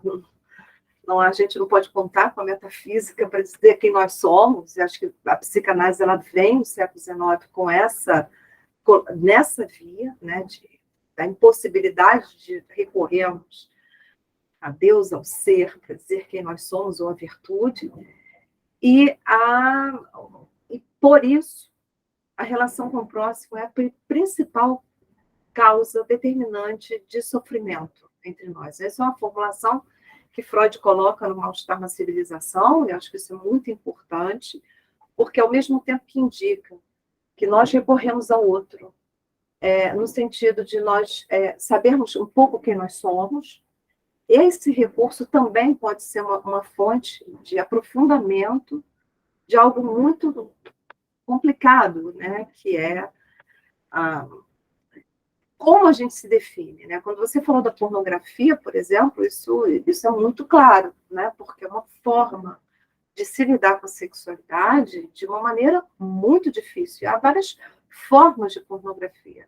Há pornografias que são essas que a gente conhece, e há pornografias que são muito pesadas, são muito fascistas, né? Até na semana passada, um aluno veio me relatar uma forma de pornografia que aparece na Dark Web, que é um negócio assim que é muito complicado. Então, a gente tem aí as redes sociais também colocando, né, uma via de se lidar com certas questões que dizem respeito à finitude, a nossa relação com a morte, a nossa relação com o sexo, que é muito complicado, né? Que é isso aí, que eu não posso revelar o que é, mas esse aluno veio me falar de uma prática pornográfica, que é uma prática pornográfica que eu só disse assim, nossa, isso lembra muito o filme 120 Dias de Saló. Saló, 120 Dias de Sodoma, né? Que é um filme baseado numa das obras do Marquês de Sade.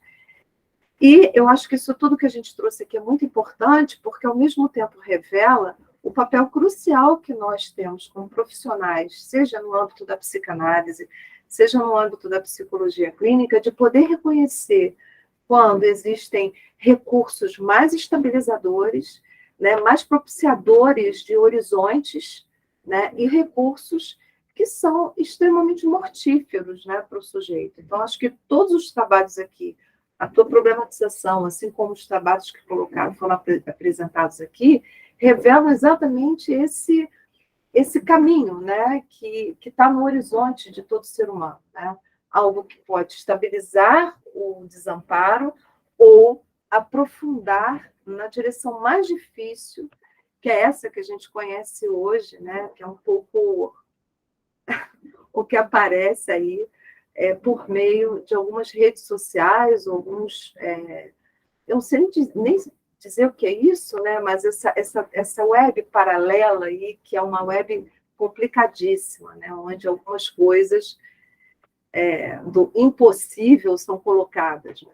Acho que isso é muito legal, acho que essa mesa foi muito importante no sentido de apontar isso, assim, pelo menos foi essa minha escuta, né? Não sei o que vocês acham, mas acho que foi essa minha escuta, acho que fica aí para a gente refletir, né? Assim, o que vai ser o nosso papel daqui por diante cada vez mais. Né?